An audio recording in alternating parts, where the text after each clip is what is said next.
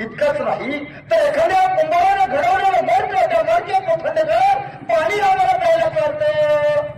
पण आमच्या कुंभाराचा विचार होतो, आमच्या चांभाराला शिवलेली चप्पल आम्हाला पायात घालायला चालते.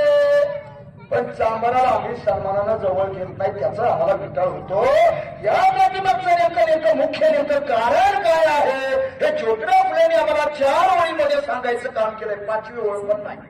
महात्मा फुलेंनी 4 ओळीत आम्हाला सांगितलं की विद्येविना मती गेली, मतीविना नीती गेली, नीतीविना गती गेली, गतीविना विद्य गेले, विद्येविना शूद्र खचले. इतके सारे अनर्थ एका अविद्येने झाले.